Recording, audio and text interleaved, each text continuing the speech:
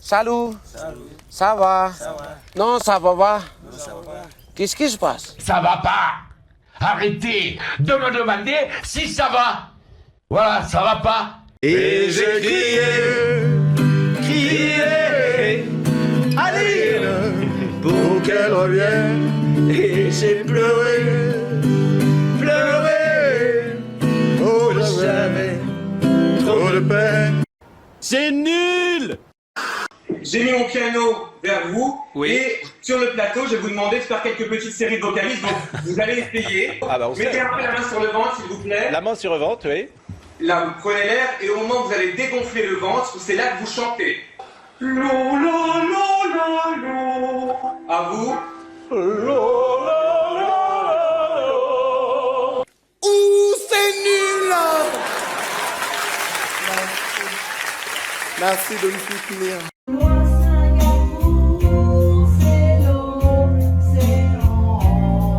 Arrête la drogue! Flavie Flament porte plainte contre Patrick Bruel pour viol. Les faits qu'elle dénonce remontent à 1991 lorsqu'elle avait 16 ans. Non, c'est... Oh. Le chanteur a immédiatement réagi, il nie fermement les faits. Putain, il est fort ce con. 4 autres femmes ont déposé plainte en France. Wow. J'arrive dans la pièce, il est nu, donc là je me suis dit bon, ça commence très très mal. Tout le long du massage, il souhaitait des prestations sexuelles et plus particulièrement, il voulait des massages, on va dire, au niveau de son anus. Hein. Non, c'est... Oh. Il m'a mis clairement la main aux fesses en me disant oups, j'ai pas fait exprès, il me collait contre la table. Tout le monde sait bien que dans cette affaire, je n'ai rien à me reprocher. Elle portera plainte 2 mois plus tard contre Patrick Bruel, mais fin 2020, la procédure est classée sans suite pour infraction insuffisamment caractérisée. Mais t'es sérieux? Mais t'es sérieux? T'es sérieux? À l'époque, elle a 16 ans, Patrick Bruel 32, elle est invitée dans son appartement parisien. Ce qu'elle raconte, c'est qu'il lui aurait offert un thé à ce moment-là. Elle a 16 ans, elle est mineure, et qu'ensuite c'est le blackout total, dit-elle. C'est ce qu'elle dit à Mediapart, c'est ce qu'elle dit dans sa plainte. Elle dit qu'ensuite elle se serait réveillée hallucinée, qu'elle ouvre les yeux, qu'elle est dans son lit et qu'il serait en train de lui reboutonner, remettre le pantalon.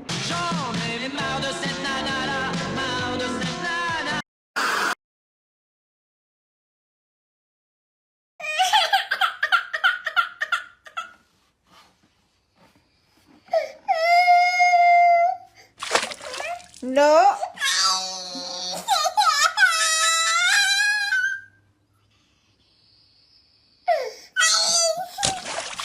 Non.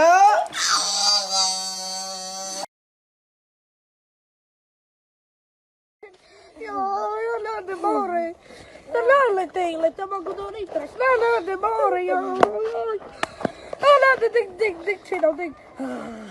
Ah, magari. Non muore.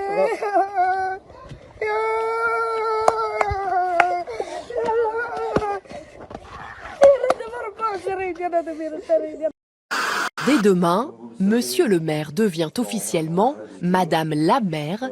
L'annonce a eu lieu ce matin aux agents municipaux. Depuis ce matin à Estevel, dans le Pas-de-Calais, Alain Zabot est devenu Estelle. Les 2000 habitants de la commune seront désormais administrés par Madame le maire, heureuse de l'accueil qui lui a été réservé et fière d'avoir franchi le pas. Changement de genre et d'identité assumé. On peut avoir une différence et avoir des fonctions publiques, politiques, qui peuvent être acceptées. Uniquement Renaissance. Je vois en notre président que le meilleur. La renaissance de la France. De plus en plus de jeunes se revendiquent sorciers pratiquants et s'échangent des astuces pour jeter des sorts ou faire des rituels. Puisque Marlène Schiappa était en couverture de Elle parle dans une interview de féminisme, d'engagement, mais ce qui m'a frappé, c'est que la secrétaire d'État contre les discriminations parle aussi de sorcellerie. Vous êtes assez marqué par l'univers de la magie et de la sorcellerie. Voici ce que Marlène Schiappa répond. J'ai un peu peur de répondre à cette question parce qu'on va me soupçonner de jeter des sorts aux gens. Voilà ce qu'elle dit dans Elle. J'ai des amis qui tirent les cartes et qui m'envoient des SMS avant des moments importants, comme une formule de protection. Je suis originaire de Corse et dans mon village, les mythes et la magie font partie de nos légendes depuis toujours. On y pratique des rituels pour enlever le mauvais œil. Par exemple, j'ai du corail autour du poignet et un bracelet avec le chiffre 4. Ces croyances donnent confiance. En tout cas, elle est la risée du web depuis la publication de cet article. On la traite de sorcière, justement. On se moque d'elle. À une certaine époque, la sentence était le bûcher, dit cet internaute. Elle s'intéresse à la sorcellerie. Vous allez voir, on va apprendre qu'elle s'intéresse au féminisme aussi. Se vanter de pratiquer la sorcellerie est une hérésie. Est-elle sorcière ou folle dingue? Ces déclarations démoniaques sont inquiétantes. Voilà ce qu'on a vu sur les réseaux sociaux.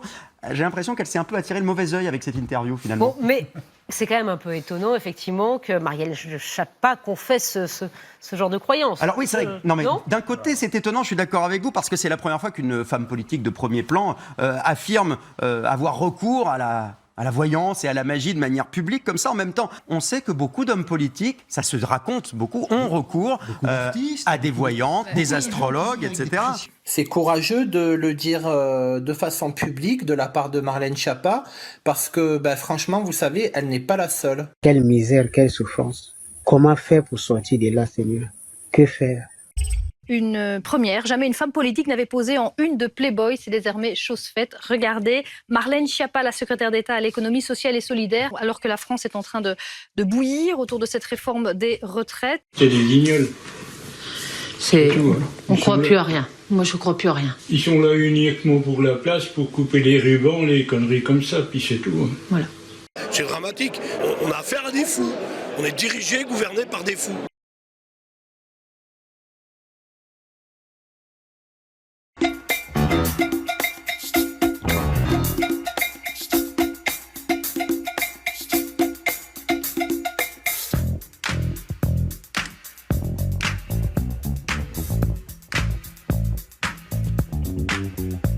I said the hip hop, the hip to the hip hop, you don't stop the rockin' to the bang bang boogie. Say up jump the boogie to the rhythm of the boogie to beat. Faut arrêter de sniffer la coque sur le bureau entre deux réunions. Là, c'est pas possible. Ça, c'est pas possible. C'est devenu tellement waouh.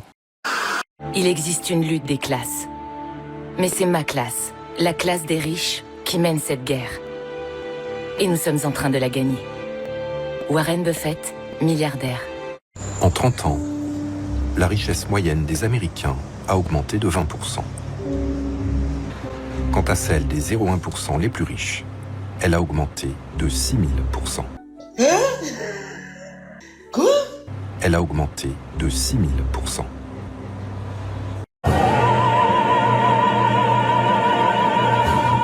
Bande de bâtards. Il n'est pas bon que les hommes politiques se mêlent de justice, mais il n'est pas bon que la justice se mêle de politique. Or, le sentiment qu'on a aujourd'hui, c'est que la justice a fait de la politique dans cette affaire. Une connaissance de Christian Estrosi en garde à vue 2 semaines après la découverte d'une tête de porc à son domicile. La tête de l'animal a été retrouvée le 27 février dernier, accrochée au portail du domicile de Christian Estrosi, accompagnée d'une affiche à son effigie, sur laquelle figurait une étoile de David et une insulte. Ce mercredi 11 mars, 4 personnes ont été auditionnées, parmi elles 2 hommes, placés ensuite en garde à vue. Le premier, âgé d'une quarantaine d'années, est décrit comme une connaissance du maire de Nice, actuellement candidat à sa réélection. Le second, né en 1947, est un ancien policier à la retraite de la direction de la surveillance du territoire, qui exerce aujourd'hui des activités de détective privé. Tous les deux ont été en contact téléphonique et physique avec 2 hommes de nationalité tunisienne interpellés la semaine précédente. L'un d'entre eux, mis sous surveillance, avait été aperçu en train de prendre des photos du maire de Nice dans le centre-ville, et l'un des deux avait été en contact avec une proche collaboratrice de Christian Estrosi. Or, le sentiment qu'on a aujourd'hui, c'est que la justice a fait de la politique dans cette affaire.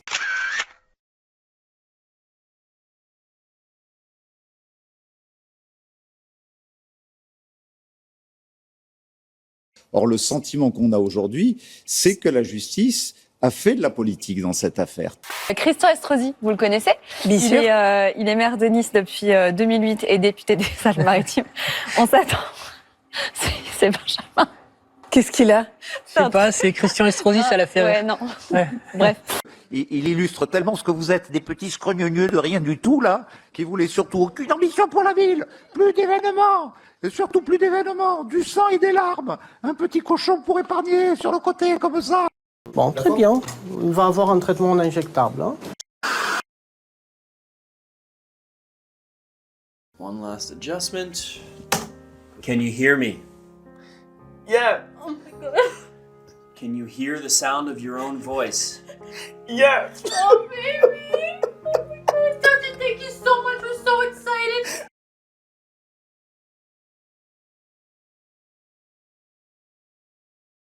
Be you. Be proud of you because you can do what we want to do.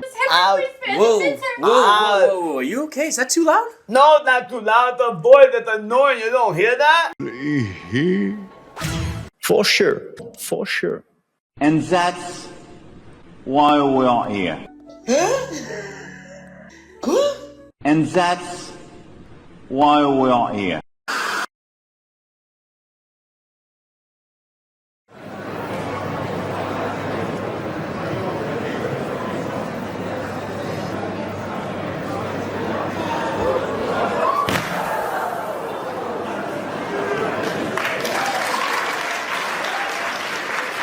Arrête la drogue!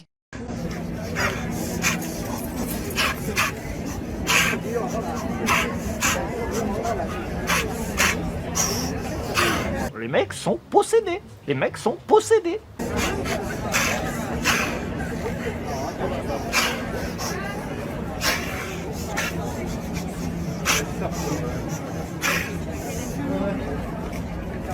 Ils sont complètement fumés, quoi. C'est une œuvre vendue près de 15 000 € aux enchères. Vous ne voyez rien? Normal, Io sono je suis est une œuvre invisible créée par un artiste italien.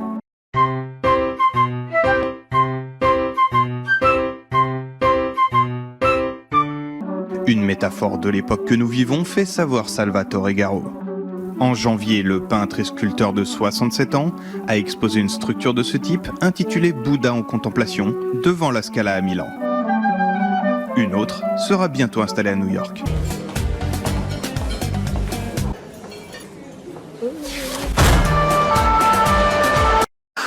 Israël a détruit Gaza. Il a commis un génocide.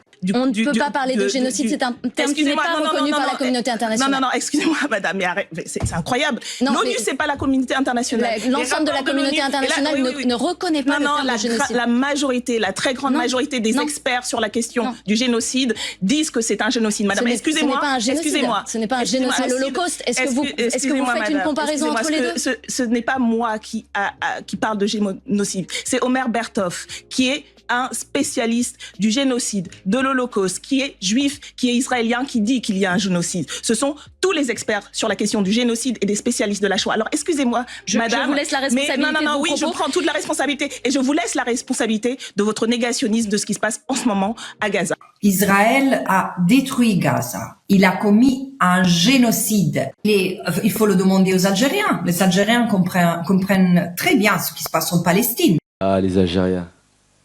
Ça parle toujours de l'Algérie. Vive l'Algérie! À tous ceux qui se sont accommodés par le déni, à tous ceux ayant succombé à la propagande, l'on ne répétera jamais assez. Le territoire palestinien est occupé depuis 76 ans par un régime génocidaire et discriminatoire, devenu légataire universel de l'apartheid. Le 7 octobre en est le triste résultat, mais ne justifie en aucun cas les violations commises depuis. Avec le génocide à Gaza, nous assistons à un effondrement moral et éthique de l'humanité. Nous assistons à un effondrement moral et éthique de l'humanité. L'histoire jugera sévèrement le deux poids deux mesures d'un monde à la remorque de ses intérêts. Pour l'Algérie, le silence équivaut complicité. L'impunité doit cesser. Le droit international doit s'appliquer à tous. Il est temps de cesser le feu. La vie des Palestiniens compte. Je vous remercie. Bon allez, ça suffit. Papier, carte de séjour. Quoi de neuf, docteur ? Les gouvernants algériens sont hostiles à la France. Il va falloir que, évidemment, qu'à un moment, on se fasse respecter par l'Algérie. Impossibilité que l'avocat juif défende Boualem Sansal, et j'en passe, et des meilleurs. L'Algérie est un pays qui doit être combattu tous les jours. Ça part complètement en sucette. Mes ancêtres étaient en Algérie depuis 3 ou 4 000 ans. Les Juifs vivaient en France avant même que la France ne soit la France. Oh bon? Il y a des juifs en France, en Provence, depuis le 1er siècle. Juifs du pape. Depuis 2000 ans. Depuis 2000 ans. Écoutez, juifs de France, nous étions ici, nous, en France, avant les premiers goïms. Donc tout ça, ici, chez nous.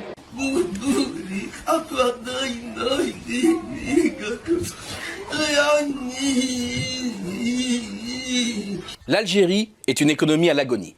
Emmanuel Macron fait le beau, le shérif, c'est quasiment le western face à Poutine. Vous vous rendez compte la fermeté qui est la sienne face à un homme qui peut nous envoyer un missile quand même sur la France. Il ne dit rien face à l'Algérie.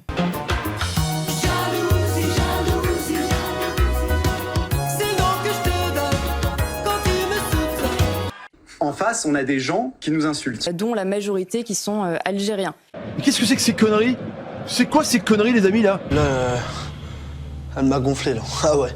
Là, ça y est, je suis au bord du rouleau, là, ça me saoule, ça m'énerve. Là, j'ai envie de péter un câble, là. Tout de suite, maintenant.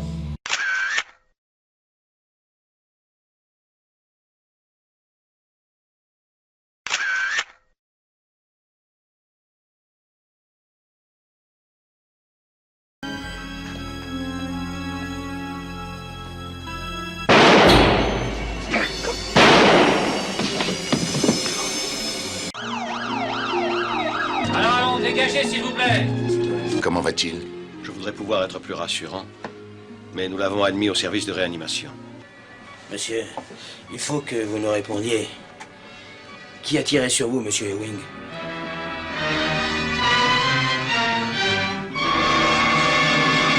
C'est le Hamas et ses relais, les relais du Hamas, dont des agences de presse extrêmement sérieuses, européennes et certaines françaises.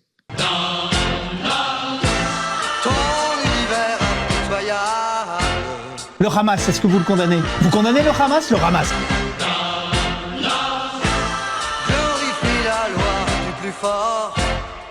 Vous le condamnez? Vous condamnez le Hamas? Est-ce que le Hamas, vous le condamnez? Est-ce que le Hamas, vous condamnez? Est-ce que vous condamnez le Hamas? Vous pensez quoi de Daesh? Vous êtes Charlie? Israël ou Palestine? Oh là là, relou Lago. C'est bon, c'est que t'es maîtresse, t'as le QI de Einstein. C'est bon, on connaît. Mais frère, on n'est pas tous obligés d'être comme toi, wesh. Laisse-nous être un peu bêtes, quoi. Dans la bétologie. J'ai l'impression, dans le débat français, que le problème, ça serait les gens qui appellent au boycott d'Israël. Ces gens, moi, je viens de le dire, je suis pas d'accord avec eux, mais c'est pas eux le problème. Le problème, c'est le gouvernement israélien. C'est le gouvernement israélien qui a tué des dizaines de milliers de civils, hommes, femmes, enfants à Gaza. C'est le gouvernement israélien qui colonise illégalement en Cisjordanie contre le droit international. Et c'est le gouvernement israélien qui ravage le Liban. Je pose très calmement la question. Je peux comprendre, mais je ne peux pas accepter que les artistes en France se taisent dans un silence aussi maintenant inacceptable. Mais je pense que je parle pour beaucoup de Français quand je dis qu'ils crèvent. Israël fait le travail de l'humanité ici. Absolument aucun remords à ce niveau-là, qu'ils crèvent tous, qu'ils crèvent tous, qu'ils crèvent tous. Je pense qu'on touche le fond, là. Ouais, je pense que c'est la fin, là. C'est la fin des haricots. Il est obsédé par les juifs. Pourquoi? Parce que c'est un antisémite. La décadence est en marche. Ils ont tous un problème. Ah non, mais c'est une belle brochette de cas sociaux, ça. Merci à nos jambes. Hein. Vous savez qu'en Israël, on a les meilleurs avocats. Ah bon? Je savais pas. Et aussi les meilleurs pamplemousses. Décidément, vous avez tout en mieux chez vous. Hein. Enfin, chez vous... Jésus était noir. Il était venu d'Afrique. C'est dit dans la Bible. Jésus avait des cheveux d'agneau. Ça veut dire les cheveux crépus.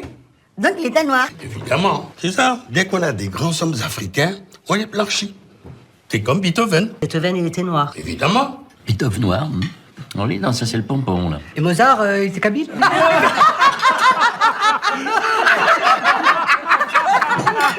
Ça l'amuse, le chinois? Il comprend français? C'est bien. Il parle peut-être aussi. Parce que depuis qu'il est arrivé, je l'ai pas encore entendu parler. Ferme un peu ta gueule, bouffon. Ah ben, là, on l'a bien entendu, hein. Là, c'est clair comme de l'eau de roche. Toi, va te faire cuire un pangolin. Vous saviez qu'en Israël, on fait un très bon Bordeaux. Oh! Et quoi? Arrête avec Israël! This is pure anti-Semitism. Je sais pas si on va arriver jusqu'au dessert. Aucune chance. Sinon, faut faire appel au casque bleu. C'est qu'Olivier Duhamel a une relation avec son beau-fils, qui est un jeune adolescent, et c'est criminel, c'est horrible. Donc, il n'y a pas de place. Donc, pourquoi cherche-t-il à nuancer? Vous allez voir. Monsieur Finkielkraut? Je vais répondre. Tout de suite, là? Ça a oui. commencé? Oui, ça a commencé. L'émission a commencé? On est à l'antenne depuis 5 minutes. La raison de ce bug est due à une présence excessive sur les plateaux de télévision, depuis plus de 30 ans, ainsi qu'à une arrogance inhumaine, qui au fil du temps a fini par provoquer une usure neuronale accélérée. Mais pas de panique, un peu de repos, et malgré tout, nous continuerons à voir sur les plateaux télévisés, le seul, l'unique philosophe de France, nous faire part de ses analyses, et ce, malgré son cerveau fatigué. Bon, très bien. Il va avoir un traitement injectable. Hein. Ce matin, lors d'une visite dans une garderie, tous les bébés se sont foutus de ma gueule, lorsque je leur ai dit qu'Éric Zemmour allait les protéger face aux milliardaires et aux multinationales.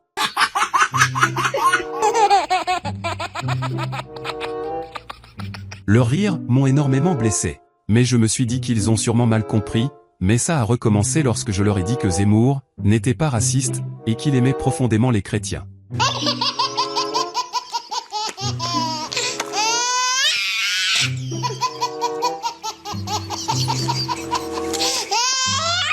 Malgré leur moquerie, j'ai insisté sur le fait qu'ils ne se rendaient pas encore bien compte qu'Éric Zemmour est un grand chevalier, courageux et intrépide, prêt à sacrifier sa vie pour eux, pour Bolloré, pour la France et pour l'humanité. Mais encore une fois, ils se sont foutus de ma gueule.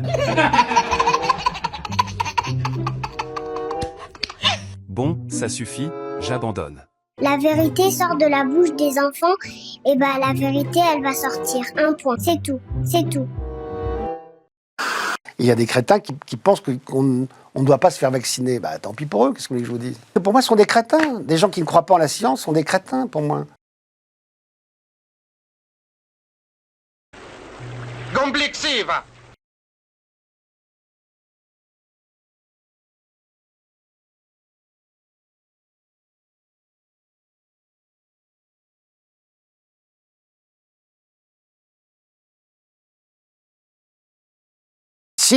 Si vous dites à l'antenne « je suis contre le vaccin », pour moi, vous êtes un crétin.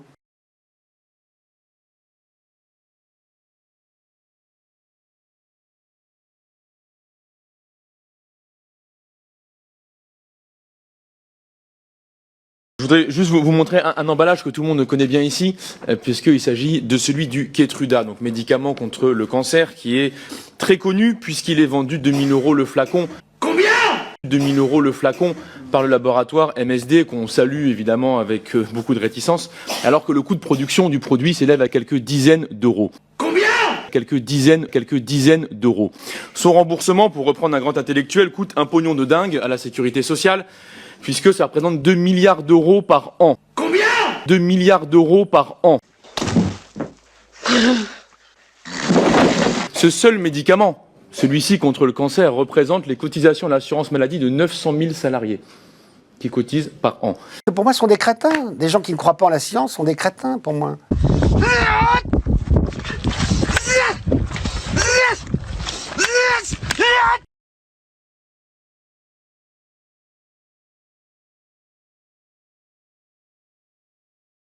Alors, comment faire la fête quand il y a le Covid et qu'on est pratiquement une centaine de personnes dans la salle? Bon, on va vous montrer avec Emma Arnaud. Venez.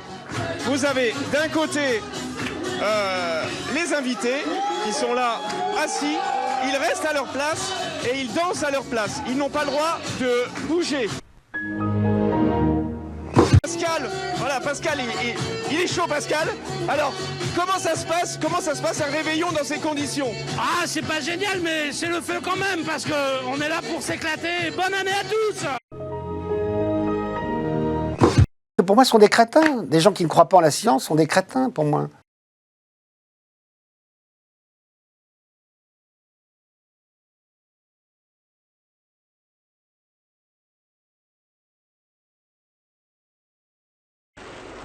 Complexiva.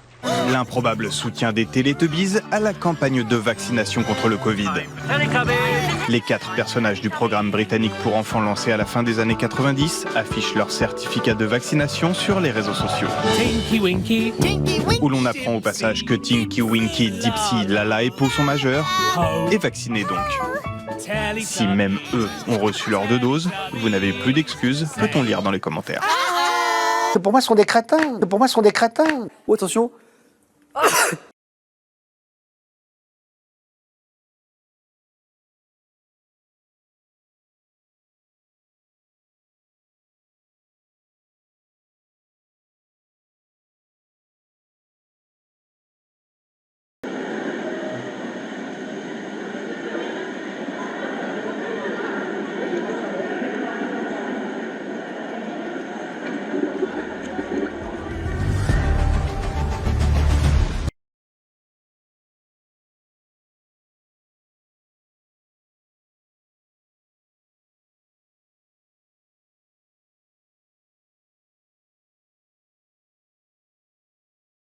Saviez-vous par exemple que notre corps est composé de plus de 100 000 km de vaisseaux sanguins, d'environ 25 000 km de bronches, de 800 millions d'alvéoles, de 10 000 bourgeons gustatifs, de 250 récepteurs sensoriels par centimètre carré de peau, de plus de 600 muscles, de 10 à 25 millions de récepteurs olfactifs et de 100 000 milliards de cellules. Parmi les plus grandes découvertes scientifiques du XXe siècle, il y a la découverte de la molécule d'ADN, célèbre pour son design remarquable en forme de double hélice. Cette molécule est un système de stockage d'informations, tout comme un disque dur, mais beaucoup plus complexe et sophistiqué. On estime qu'un gramme d'ADN pourrait stocker 455 milliards de gigaoctets de données, ce qui dépasse de loin la capacité des disques durs les plus avancés. Mais le plus impressionnant est sans doute la densité de la molécule d'ADN. Cette molécule est si compacte qu'on estime que si l'on alignait côte à côte tout l'ADN présent dans notre corps, la longueur atteindrait 100 fois la distance entre la Terre et le Soleil. quoi de neuf, docteur? La tomate, pour commencer, contient 95% d'eau. Elle est très peu calorique, avec 15 calories pour 100 grammes, ce qui est très peu, calories qui sont apportées par des glucides. Elle contient par ailleurs des vitamines du groupe C, mais aussi des vitamines du groupe B, comme le B6, B9. Elle est aussi composée de minéraux comme le zinc et le magnésium, mais aussi de fibres qu'on retrouvera surtout dans la peau. Elle est particulièrement riche en lycopène. Alors, qu'est-ce que le lycopène? Eh bien, le lycopène, c'est cet antioxydant de couleur rouge qui va conférer certaines propriétés à la tomate. Diminution de l'ordre de 28% de la mortalité, toute cause. Plus on consomme de tomates, par ailleurs, moins on observe d'accidents cérébraux ou cardiovasculaires. Et si le plus grand piège de ce monde, c'était de vous occuper toute votre vie pour que vous n'ayez jamais le temps de vous demander pourquoi vous vivez vraiment. Depuis tout petit, on vous lance dans la course. Faire des études, trouver une activité, gagner de l'argent, acheter, posséder, le besoin de posséder, accumuler, monter, prendre de la promotion, prouver, recommencer. Et à force, beaucoup finissent par vivre sans jamais se poser la vraie question. Quel est le sens de ma vie? Quel est mon but de cette vie? Est-ce seulement de travailler pour payer, gagner pour consommer, de posséder pour rassurer son ego, remplir sa maison, son agenda, son compte, pendant que l'âme, elle, se vide en silence? Le système, c'est quelque chose de très simple. Une personne qui court tout le temps ne réfléchit pas profondément. Une personne épuisée consomme plus facilement. Une personne en manque achète pour se calmer. Une personne vide cherche à se remplir avec des objets, du bruit, des distractions, de la nourriture, de la reconnaissance extérieure, tout simplement. Alors on vous fait croire que le sens de la vie, c'est la réussite visible, le statut, l'argent, les possessions, l'image, faut pas l'oublier, le confort, bien entendu, la comparaison souvent aux autres. Mais regardez bien, combien ont tout ce qu'il faut en apparence et pourtant se sentent perdus intérieurement. Parce que le sens de la vie ne se trouve pas dans l'accumulation, il se trouve dans l'alignement, dans la vérité intérieure, dans ce que vous incarnez, dans ce que vous créez, dans ce que vous apportez, dans la paix que vous ressentez quand vous n'avez plus besoin de jouer un rôle. Le système profite de votre confusion, il profite de votre vide, il profite de votre besoin d'exister à travers ce que vous avez, au lieu de ce que vous êtes tout simplement. Car plus vous cherchez votre valeur à l'extérieur, plus vous devenez dépendant. Dépendant de l'argent, dépendant du regard des autres, dépendant des signes extérieurs de réussite, de richesse, dépendant d'un monde qui vous vend sans cesse quelque chose pour combler un manque qu'il entretient lui-même. Le vrai réveil commence quand vous comprenez que l'argent est un outil et pas un sens de vie, que les possessions peuvent servir, mais qu'elles ne remplissent pas l'âme. Comprenez-le bien, que l'activité peut être noble, mais qu'elle ne doit pas vous faire oublier qui vous êtes. Le sens de la vie n'est pas de posséder toujours plus. Le sens de la vie, c'est de devenir pleinement vivant, conscient, aligné et surtout libre. Et tant que vous ne vous posez pas cette question, le système continuera de profiter du vide qu'il entretient en vous. Comprenez cela et transformez votre vie, mes amis. Sinon, moi, je vous dis à très bientôt pour une prochaine vidéo. Discours typiquement antisémite, voilà.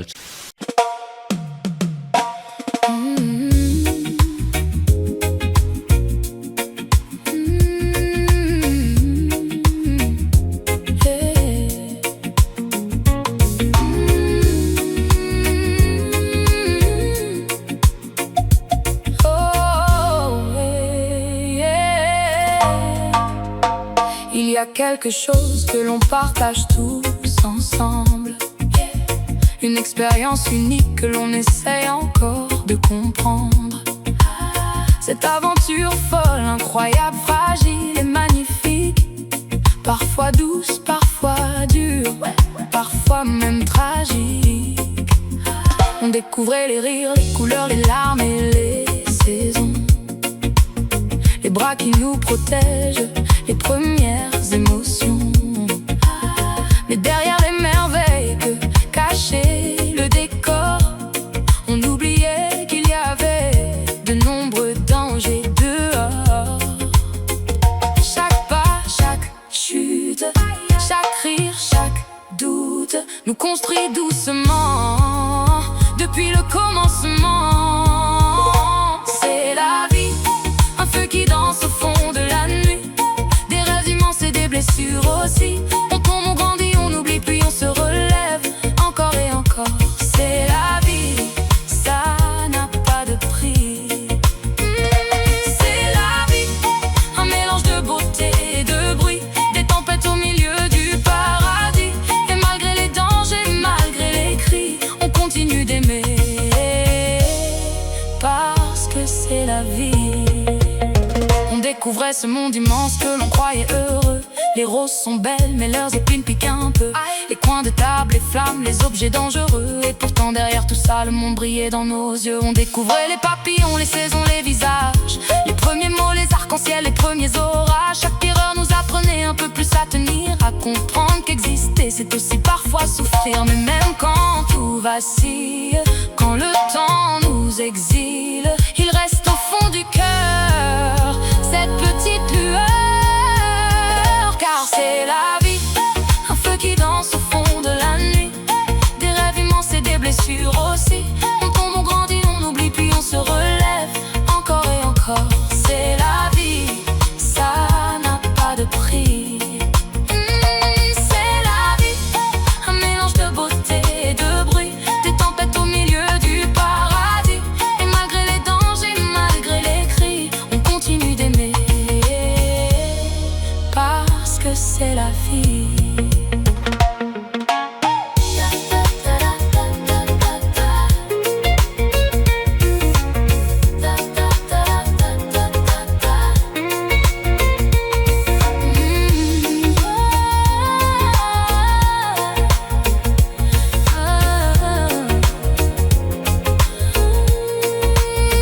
Il y a quelque chose qu'on partage tous ensemble.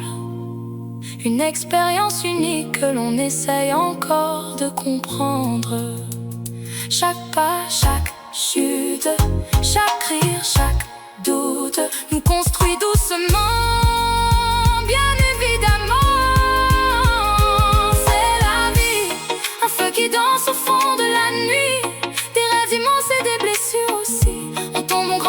oublie puis on se relève encore et encore. C'est la vie, ça n'a pas de prix.